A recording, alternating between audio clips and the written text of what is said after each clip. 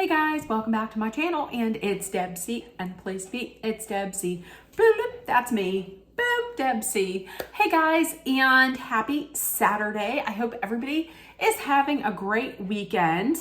It is a great weekend for me because I have a 3-day weekend, and then I go back on Tuesday, and then I'm off Wednesday because I hate Valentine's Day. So that's the reason why. But you did not get a video from me last night because I don't know what it was this past week, but I got so tired after work almost every night. I just got so dead tired. Like, I had no energy, and it was kind of taking its toll. It was taking its toll physically, and it was taking its toll mentally too. So last week you got like every other day. This week and moving forward, I'm going to try to do better because I don't like that. I like making these videos, and I don't get to talk to you. I do talk to you guys, but you don't really talk back because we're not in person. But I'm going to try and do better. But that's what it was last week. Last week, I was just so tired. It was affecting me physically and mentally. So I'm here. I said last night I would do a video on some pop culture, meaning the Royals, Justin Timberlake, and Taylor Swift. I am going to do that today, but I'm not going to include the Royals. That's going to be a separate issue because if I were to do all of those at the same time, this would be a 6-hour video, and nobody has time for that. That would take me 3 days to upload. So we are going to do that on a separate video. Today, we're going to talk about two of those subjects. We're going to talk about Justin Timberlake. We're going to talk about Taylor Swift, and a little bit about the Grammys in there. So this might be a longer video, but let's get ready because, I love talking about pop culture. Let's start off with a subject that's not going to take as long. Justin Timberlake. Okay, I'm going to tell you right from the start. If we're talking boy bands, I love boy bands. I love a good cheesy boy band. I love it. What was my first boy band? My first boy band was New Kids on the Block. Oh my gosh, Jesus H Christ, did I love them. My favorite was Joey McIntyre. Oh, please don't go, girl. You would ruin my whole world. Oh, I loved them. I loved New Kids on the Block. And then they changed themselves to NKOTB. They put out that song, what was it? Dirty Dog. And they rhymed wet food stamp with, what was it? Wet food stamp with, what did they rhyme with wet food stamp? Put in the comments if you know what I'm talking about. So, okay, start with NKOTB. And then if we're talking Backstreet Boys versus NSYNC, I was an NSYNC girly. And then after that, who was I into? I think that was it. I was not into like BTS or One Direction, although I did like some of the One Direction songs. But ooh, am I liking Harry Styles now? He got sexy. So there's the history. I like a good boy band. If we're talking NSYNC, my favorite from NSYNC from the start was Justin Timberlake. I loved him. I saw NSYNC twice, both times in Pittsburgh.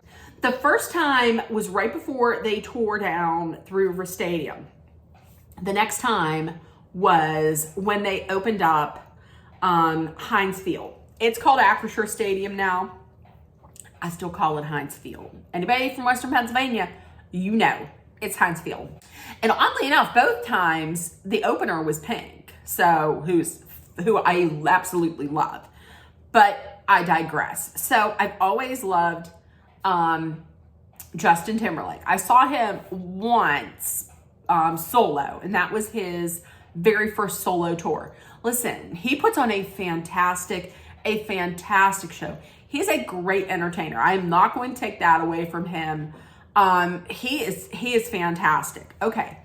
Let's move forward. So I stand Justin Timberlake from the beginning. Okay, let's move forward. Britney Spears came out with her book, The Woman in Me.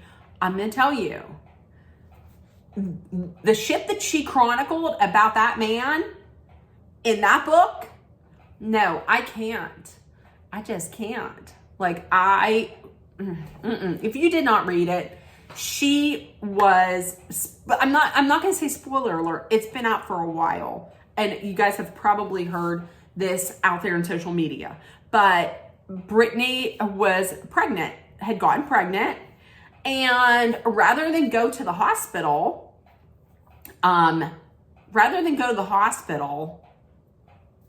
no, she couldn't. He didn't allow her to go to the hospital because you don't want to go to the hospital and then it's out there. So he gave her a pill. He gave her a pill and she took it and she suffered. She suffered through it, sitting by the toilet. And what did he do? You know what he did? His dumbass got a guitar and strummed a damn guitar sitting by her side, singing some bullshit. Get the fuck out of town. This is going to be a lot of cussing. Get the fuck out of town.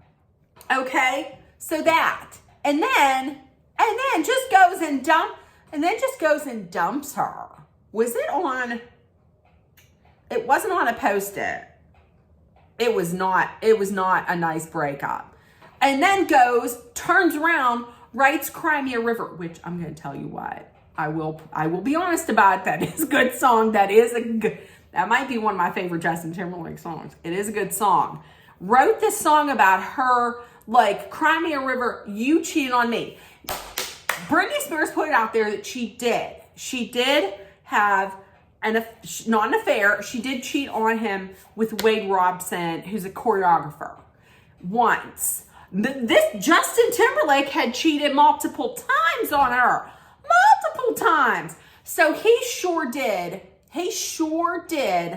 use her as all of the other men in her life had used her for clout to build their careers.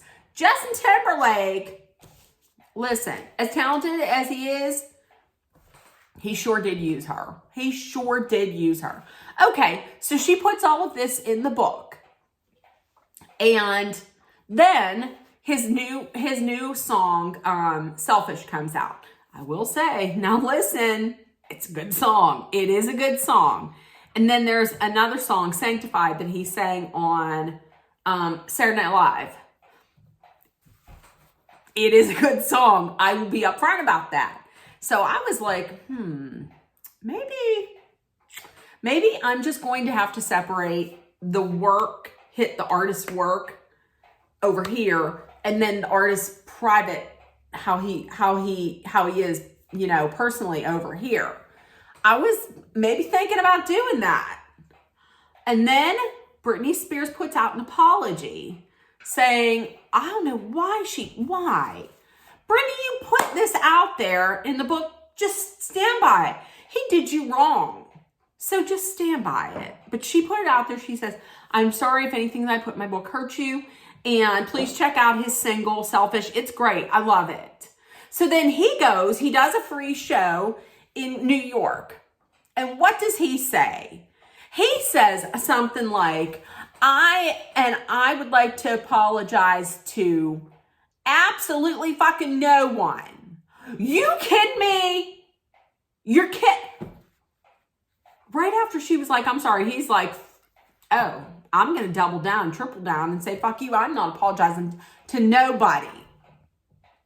So while Justin Timberlake is coming to Pittsburgh, it's been added for the future Me tour or whatever the fuck it is. No Tomorrow tour.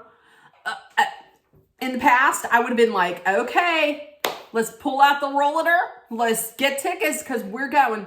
We're not going. Fuck that. Listen, And if you want to add in also the fact that I don't know if he ever apologized to Janet Jackson for, Nipplegate. Because Janet Jackson, first of all, I always thought that too much of a big deal was made about that. You couldn't see her nipple. You could see a little bit of areola. You couldn't see nipple. But who was the one that suffered? That was Janet Jackson that suffered. Her reputation and her career somewhat took a little bit of a hit. And what did Justin Timberlake? Nothing happened to him. And he went on to play the Super Bowl halftime show again. No. We're done. I was thinking, yeah, I think I might get this new album. It sounds like it's going to be good. No. Fuck that. We're done. We are never, ever, ever getting back together, Justin Timberlake. And that leads me into my second subject. That is Taylor Swift. I will start off. I was not a Swiftie from the beginning. I became a Swiftie, a casual Swiftie from 1989. That's the album that got me into it, into being a Swiftie. Like I said, I'm not a hardcore Swiftie. I don't know all the songs.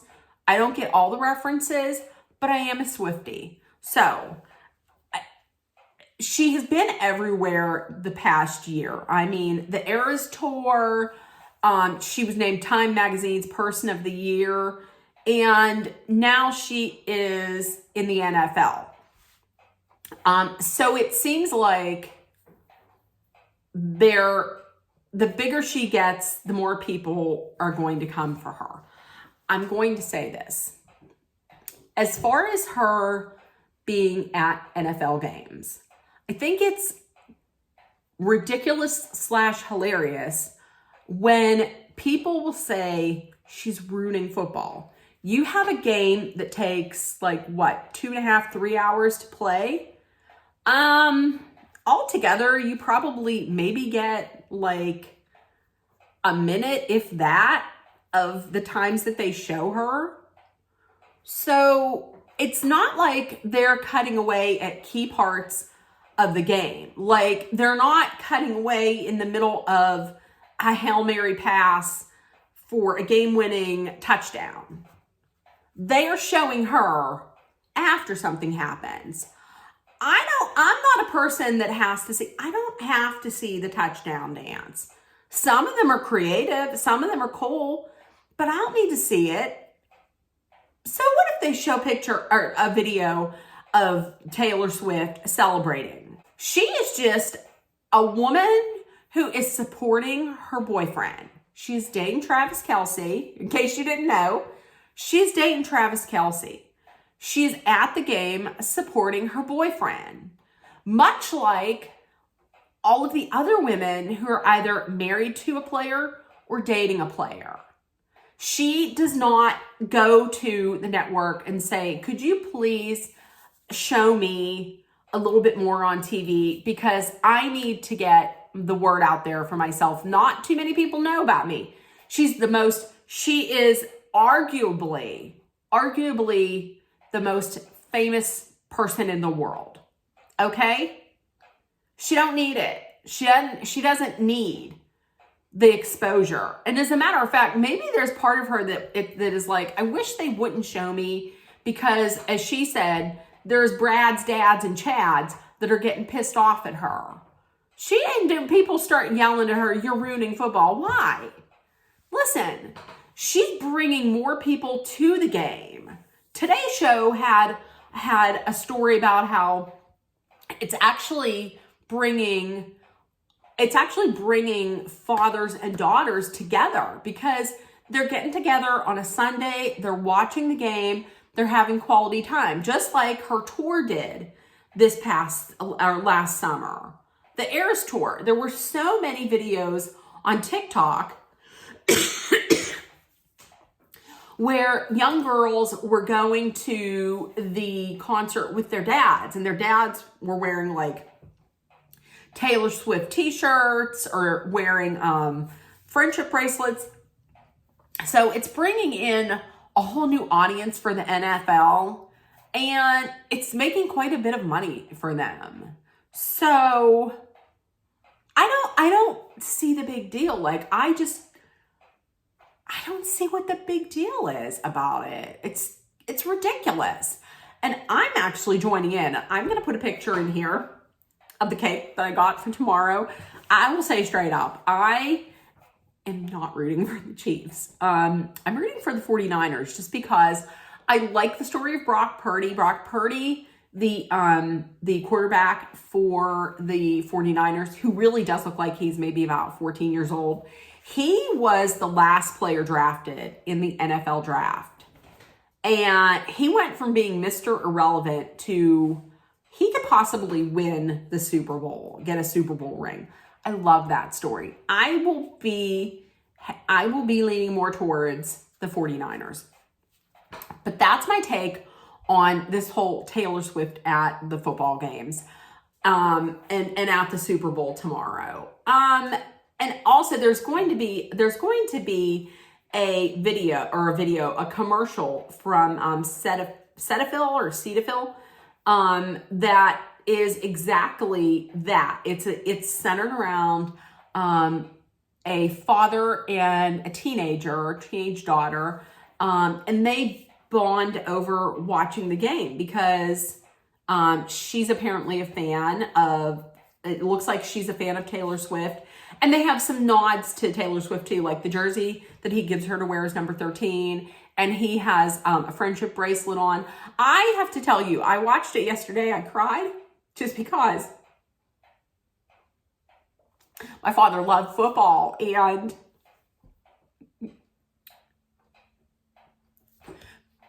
it made me just think about my father. And it is such a well done commercial. It does tug at your heartstrings if maybe your father is no longer here, and which it absolutely did to me. So watch out for that video or that commercial tomorrow. It's from Cetaphil, and it is a beautifully done commercial. I love it. Now moving on to another thing with Taylor Swift, the Grammys. So the Grammys, in case you didn't watch, she did win. She won her 13th Grammy. And with the 13th Grammy, she had announced, we all thought it was going to be the Reputation Taylor's version. It's not. It is going to be her new album, The Tortured Poets Department. It's going to come out April 19th. People are like, she's hijacking this show for that. She did that the last time she won, when she announced, I don't know if it was at the Grammys or if it was someplace else, when she announced Midnights. So it's not like it's something new. She did it. So what? Meanwhile, Jay-Z, on the other hand, gets up, wins I don't know if it was a humanitarian award. It might have been. He hijacked it, and he basically was like, he pulled a Kanye, and he said, how is it that a musician wins the most Grammys out of anyone ever, and they don't win Album of the Year? Nobody's really talking about that. I mean, you can't just get up and give a speech, and Blue Ivy's standing there next to him looking like a little embarrassed and like, what the fuck am I going to do now? What are you doing? You're going off script. I don't know what you're doing. So nobody said shit about that. But okay. So for the final award of the evening, it was Best Album or Album of the Year. And if Taylor Swift won, then she was in a tie for 3 wins for Album of the Year with Frank Sinatra, Stevie Wonder,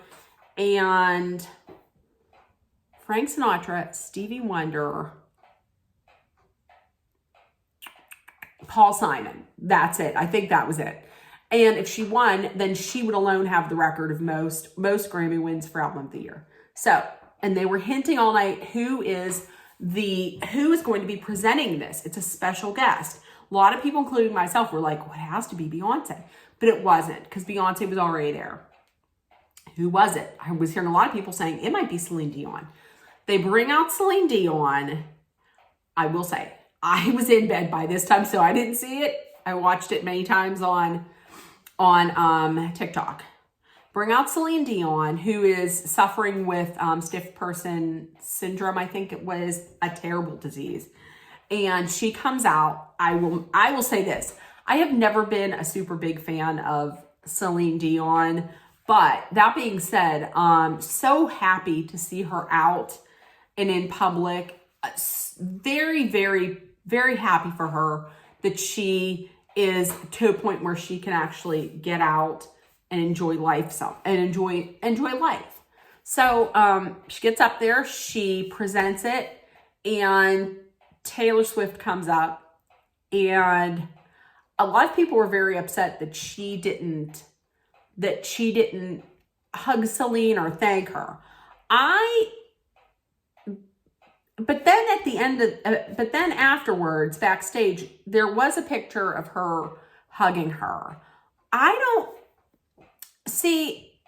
not going to jump on her and say, jump on her and be upset that she didn't thank her. She very well could have been so stunned that it just didn't even cross her mind. That's what I'm going to go with.